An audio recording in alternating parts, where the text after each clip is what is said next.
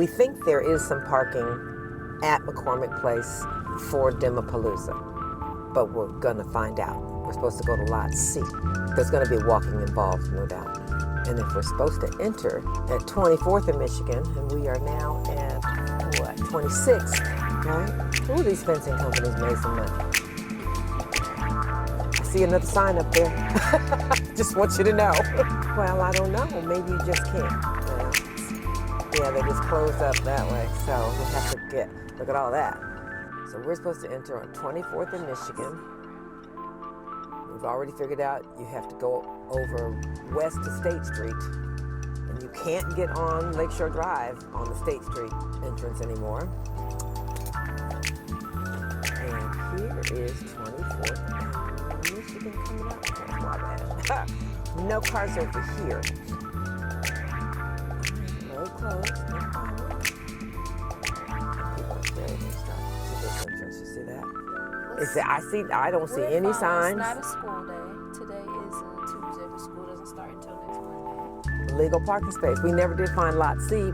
We'll try to find it later. But here's a tip. Check the street parking around McCormick Place, especially if you get there early.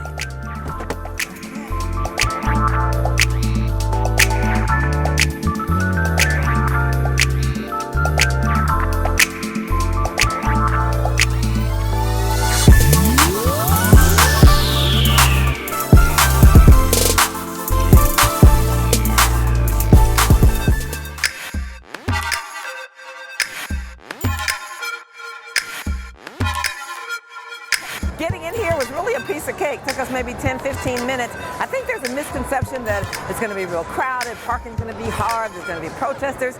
None of that. And then once you're inside Dempalooza, there's a little bit of everything. They're capitalists, people just selling stuff, jewelry and cakes and candles. And then they're giving stuff away. You can make a friendship bracelet for free. You can get a manicure for free. And there's advice and there's persuasion. There's art. A lot of local vendors, the locally owned coffee makers and sellers. It's kind of a cool little festival kind of feeling, or, these are local vendors, as well as some people come nationally, and the caucuses are meeting, as well as some council meetings to educate people about how to do more than just vote every 4 years, because wouldn't that be nice? So Dempalooza was actually easy to get into, and y'all are having a good time, aren't you? Yes, you are. So I met some people that I already knew. The West Side B-Boys are here. That is an organization that started to help the formerly incarcerated have a skill, become certified beekeepers. It's blown up actually in Illinois.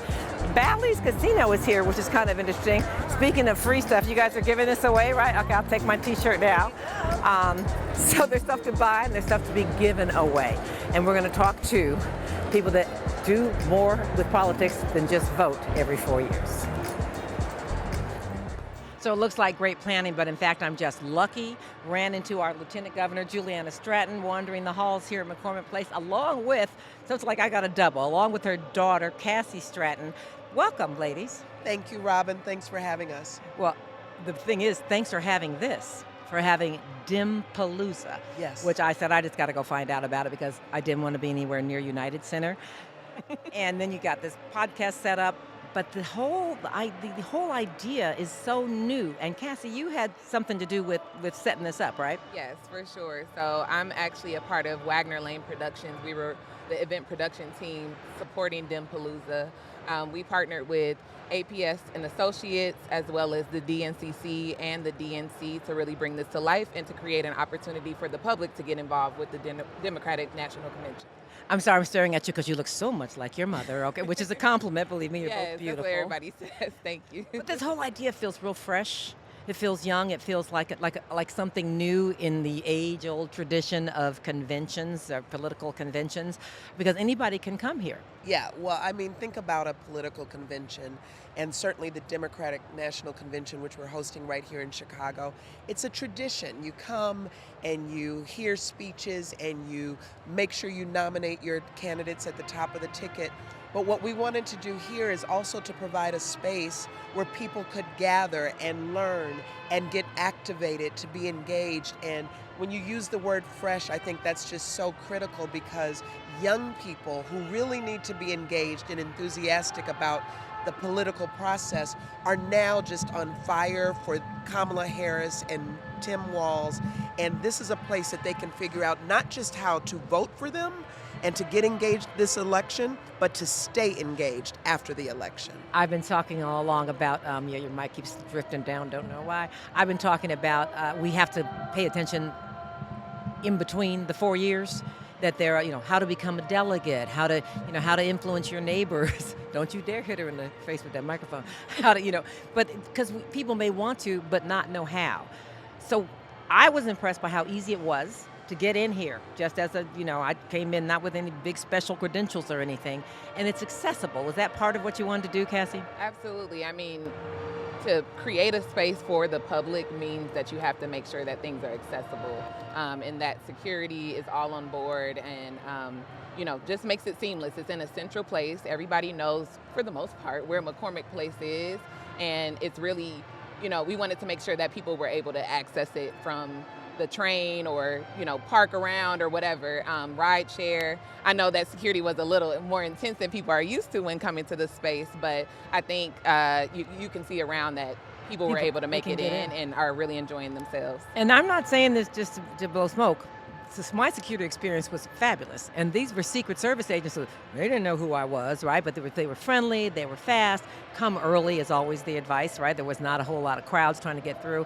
And there are some street closures, but if you're from Chicago, wear your walking shoes. But once I got in here to see the diversity of what's offered, there's stuff being sold, stuff being given away, stuff being taught. How did you reach out to the vendors that are here today? Well, you asked the right person, because I actually connected with all the vendors that are on site, specifically on the Chicago Expo side. So we wanted to make sure that all of Chicago's neighborhoods were represented and that we had a variety of categories in terms of vendor options. So you have your candle companies, we have museums on site. I mean, there's a plethora of vendors. And then what we're hoping is that, yes, you interact with them here, but then you also are able to post on social and tell people about them, or go visit them because they're based in Chicago. And then on the other side, we have the allied groups that are national organizations that have partnerships with the DNC, and are here to tell more and really spread the word about getting involved with this election season. There were specialty councils and caucuses, for youth, for women, for people who are disabled, for climate activists, like 10, 12 different pathways for people to find what they're interested in. Do you think, Juliana, that that's going to help produce a more excited electorate? Well, first of all, think about it. These are the issues that Democrats care about. People care about our climate. They care about making sure our young people have a voice. We care about women's issues and so much more.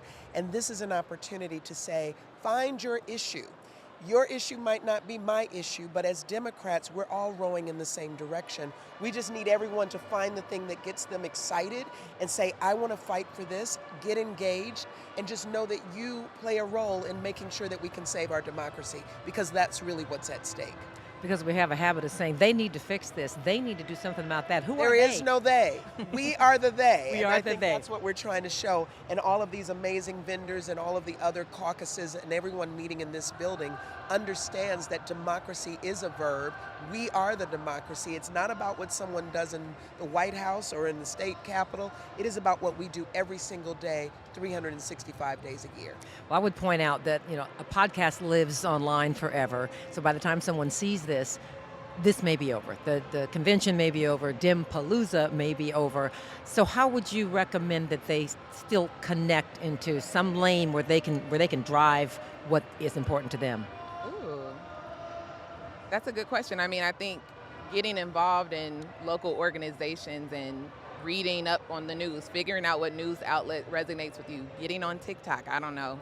It might get banned, but I think that's a way that people... She's talking to the young people now, okay? No, I am. Yeah. All right, good. And then having conversations just like with your neighbors or just people that are out in the streets to stay connected, to stay informed, and to just see like what's next. Like I think that this conversation continues outside of the DNC, as we know, and Chicago is really a place where all of these organizations are getting activated and these businesses are getting involved specifically in this election season. But I feel like, Mom, you might have a better answer. Well, I don't think I have a better answer because that was a great answer. But I think what I would add and build upon is just making sure that people know that when we see these names on the ballot, that these are individuals who work for the people. I mean, we've been saying all week, Kamala for the people. It is for the people that we serve, and so they should be in touch with us. They should know who represents them. Who's your state representative? Who's your state senator? Who's your congressperson? Who's your Cook County commissioner? Who's your alderperson? And then stay in touch. Right. We just like hearing from people. It doesn't have to be a deep issue. You could say, hey, I just want to let you know this is something I care about. But the relationship should be there. And I think that combined with staying in contact with these organizations means an engaged society. And that is how we continue to move forward. And I think individuals kind of create their own personality around their role. The role of lieutenant governor has never been very high profile in any state, and certainly not in Illinois, and I've been here for 40 years. You have turned it into a powerhouse of movement, right? You know, you work not only for things in Illinois, but I was just at a reception recently where you were helping Indiana's, an organization that's fighting for reproductive rights in Indiana. That's right. And, you know, you kind of gave the blueprint of how it was done here in Illinois. So I, first of all, want to congratulate you and the people of Illinois for having Juliana Stratton as lieutenant governor. I know you must be proud. Very proud. And now you can be proud of her for really helping. I know you don't want to take all the credit, but for helping to produce something that, I'm just going to throw this out here, maybe in between conventions, maybe it should be Dempalooza annual, you know, we can just think about that, ways to get people engaged. That's a great idea. Okay, well, Yeah. you I don't know if it'll happen. Feel free to steal it. Feel free to steal. Thank you so much. I love the fact that you were over here at McCormick Place because I know you got big credentials at the United Center. I have been at event after event after event, but this is where the people are. Like I just said, Kamala for the people, but Juliana for the people, and J.B. Pritzker for the people, and all the people in Illinois who want to be here to make sure that our volunteers, all of these engaged folks who are helping to spread the word about how we can be civically engaged, I wanted to see them face to face, and I'm so glad to be here. And I'm so glad to see both of you face to face with your similar looking faces. Ooh-wee. All right, thank you so much for being on Another News with me. Thank you, Brian. All right. Thank you. As promised, I want to find out the path to becoming a delegate. So I have here a delegate, Sabrina Gates from Brooklyn. Yes. And you're young too. I mean, I feel kind of silly that, you know, I'm pushing 70 and I don't know how to become a delegate. But they've always, it seems like they mysteriously appear every 4 years at conventions, Republican and Democrat conventions. But how did you become a delegate? Oh, I love that question, but I can tell you a little bit more about how folks become delegates in general. And so every state is a little bit different, but in New York, we have both elected as well as delegates at large, alternate delegates at large, and also some of our elected officials also serve as delegates. To become an elected delegate, there's a process of petitioning, just like as though you would run for any other office. You get signatures to get your name on the ballot, and then you're elected by your peers in your local community. And do you do that during the year of the election or prior to? Usually prior to the year, so the whole process actually started back in November when they started collecting those names. Planning for the filing them convention? and planning for the convention. So were you I presume you were a politically engaged person to begin with? Yes. What did you do? Oh, I Or love do that you? question. So I myself have run for office, but I also work with our local Brooklyn Democratic Party and help with programs and events and other things, and so I've been engaged for some time. So probably it's helpful not only for your own knowledge, but for people to know who you are if you become a volunteer in some form or fashion and then maybe pursue being a delegate. Yes, that's actually an excellent pathway. I think the more you know, the farther you go. And the more they know you. Sure. But I will say this, if anybody does want to run for delegate, that surely is the easiest path. However, almost anybody could actually run to be a delegate. Just get the signatures, get on the signatures and get on the ballot. So this is going to be a real personal question. When you're a delegate and you got to come to Chicago from Brooklyn, Yes. you pay your own way, you get your own hotel. You do. Okay, You so do. it's not there's no like financial benefit. In fact, you're donating time and money You are for the good of the party. for the good of the party, and also it's a party a little bit too. Isn't It is. It's been a fun time so far. I got here on Saturday, and unlike many of my fellow delegates, we actually took a little road trip. So we drove through Ohio, stopped overnight. I love seeing the country. So you drove here from New York as a We, group. we drove here from New York, a few of us. How many delegates does New York have? So New York has 307 delegates, and Brooklyn itself has around 50. And they're all here. They're all here. Oh my They're all goodness. here. That's why the United Center is too crowded to get to, but we can get here to Yes. McCormick Place to Dempalooza. Yes, and I'm super excited because we are actually partially on the floor. So we've got great seats. Well, you're in New York, you know. Yeah, and I see elected officials all the time, but it's actually a wonderful experience that we're all together in one space and just a good party community. All right. Well, thank you so much for joining me. Now I know a Absolutely. little bit more about the path to being a delegate and the experience of being a delegate. So, Absolutely. all right. Enjoy Chicago. Thank you. Thank you, and thank you for having me. My pleasure. I am still Dempalooza-ing, and I have been joined by two more guests, Kiara and Camille. I'm sorry, I'm losing track of my people. But you're from a really important organization here in Chicago, Yes. Chicago Votes. Yes. And that's, obviously we hope that Chicago votes and that every place votes, whoever you're voting for, please just vote. But you're focused on a particular demographic. Yes. So Chicago Votes is a nonpartisan organization that focuses on making democracy fun and equitable.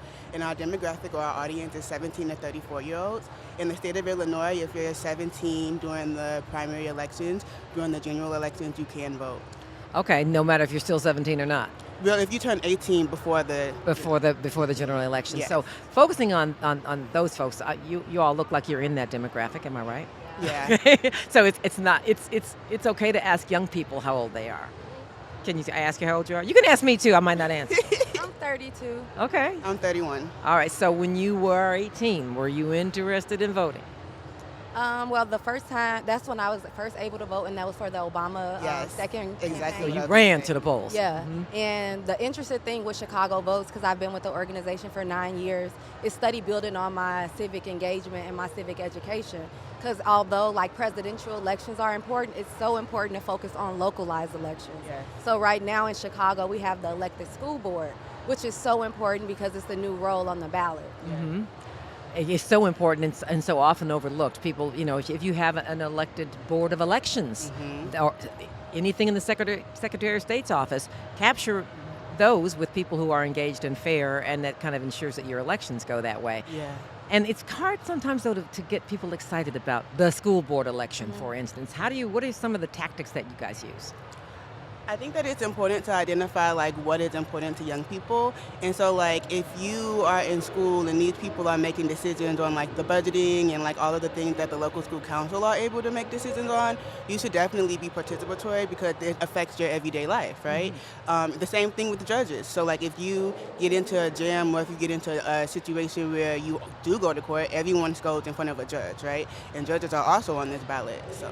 Judges are elected here in Cook County. That's not the case everywhere. And Yeah. I have to say, as a person who's been voting for, almost 50 years, when I get to that judges section and there's 20 judges, how am I supposed to know something about each of those judges? So what I find very helpful is to find an organization that kind of aligns with my values, and then they will rank Yes. the judges. And I take that cheat sheet right into the ballot booth with me Yes. because it's just too many. But that's a good point. Nobody knows. I used to vote for judges based on what their name sounded like. And you even sound like you might be black. You sound like you might Yeah, be, no. I mean, seriously, No. and would have no idea who I was voting for. And another great thing about Chicago Votes is we do have a voter guide. So like people can literally, and they'll be going out in October, I believe, and they literally will provide people information about the judges and the local school Board. Yes. Elections. First time we're going to have elected members Yes. of Yes. Chicago School Board, which it has its pros and cons. So when you say you're going to have a voter guide, you're a nonpartisan organization, Yes. so you're just going to have information. You're not going to Yes. say vote for this person over No, that ma'am. person. No. All right, so I love the idea of attracting young people. So do you have like parties and things, and say wrap your purpose into something else that's going to interest them? Yes, circling back to what you said, like we engage people where they are. So we do that through our initiatives, which is our Reimagining Democracy. So we're in CPS, city universities and state institutions, as well as through our Unlock Civics program. We're in IDOC. IDOC being the Illinois Department of Corrections?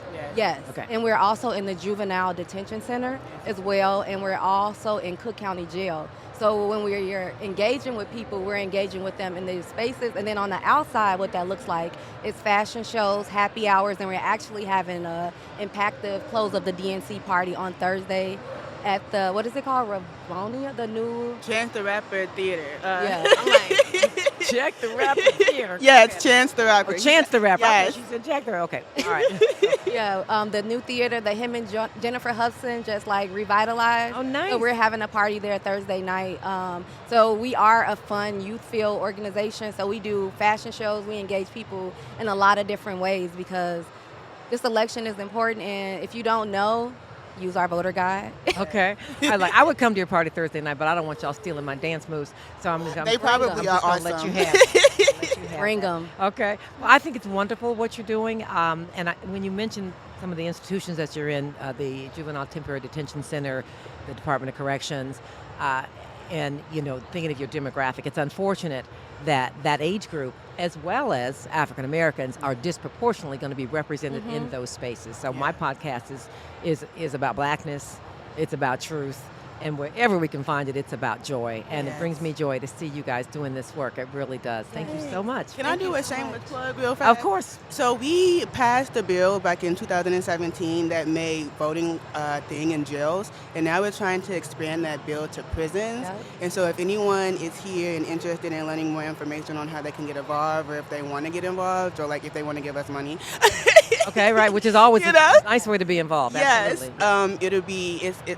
I'm here. I'm around ChicagoVotes.com. And Chicago. it's the RACE Act, Yes. which is an expansion of voting in prison, which turned the Cook County Jail into an actual polling place Yes. with machines. So it's for the people who are incarcerated to vote right there, then and there. They don't have to be bused or moved from their centralized location. As we should point out that if you're in Cook County Jail, you haven't been convicted of anything. You're Exactly. just awaiting trial, as with the juvenile detention And you still center. have the right to vote. Very. My daughter, who is a lawyer, volunteers for that voting day, and she said it's not fun. Yeah. Because you're really you're in confinement. You've got some guards who aren't Yeah. who aren't on board with what's going on, but it's certainly important work. Thank you so much. And so that would be ChicagoVotes.com. Yes. All right. Thank you so much. Thank you so much. All right. Good to see you here at Dempalooza. Hey, let's go, y'all.